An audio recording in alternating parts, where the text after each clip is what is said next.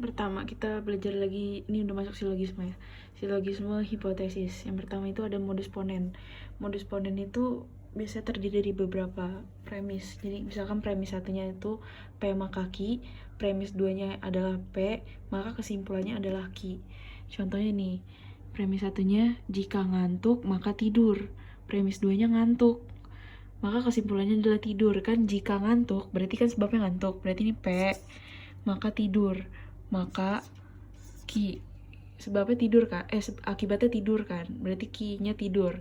Nah premis 2-nya adalah ngantuk. Ngantuk ini itu kan P, berarti kesimpulannya adalah Q kan, berarti Q-nya itu tidur, berarti kesimpulannya adalah tidur gitu.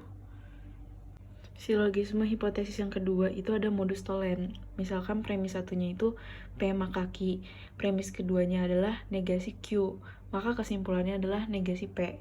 Contohnya, nih premis satunya, jika lapar maka makan, berarti lapar itu P kan, karena sebabnya akibatnya itu makan, berarti makan itu adalah Q, ya kan. Premis keduanya adalah tidak makan, itu negasi Q, berarti kalau misalkan kayak gini adalah modus tollens bentuknya. Berarti kalau misalkan premis 2-nya negasi Q, maka kesimpulannya harus negasi P, yaitu tidak lapar gitu.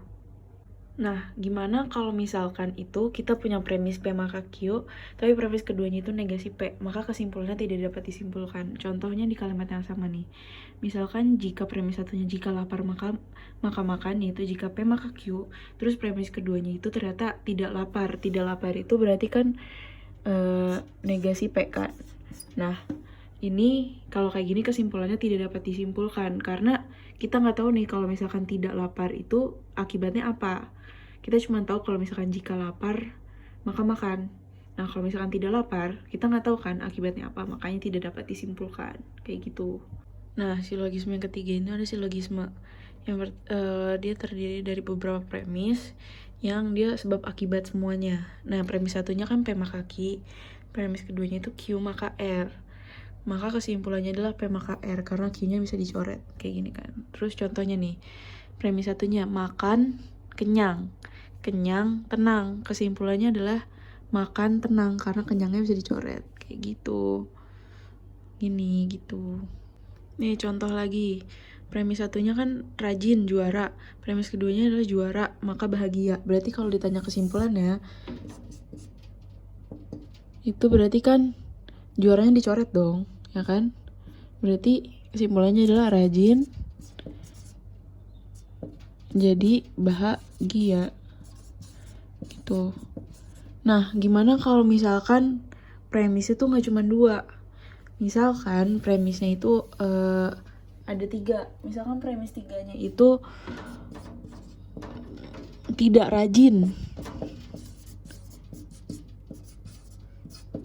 Nah, kalau kayak gini kita nentuin dulu P, Q, R dulu mana. Ini kan berarti kan rajin P. Ini Q kan juaranya. Berarti juara ini Q, ini R. Nah, premis ketiganya ternyata tidak rajin, berarti negasi P. Negasi P, berarti kalau misalkan negasi P, kesimpulannya apa? Tidak ada kesimpulan kan? Karena kita nggak tahu kalau negasi P akibatnya tuh akan apa.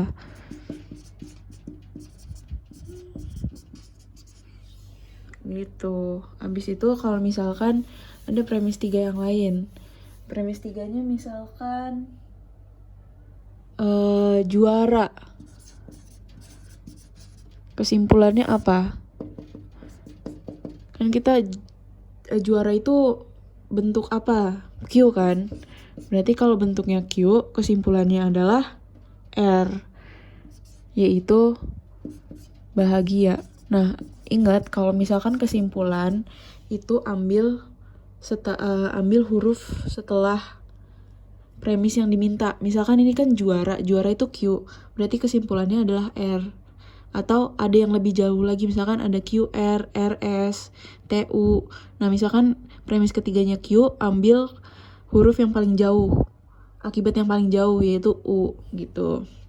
Nah, gimana kalau misalkan premis ketiganya itu adalah tidak bahagia.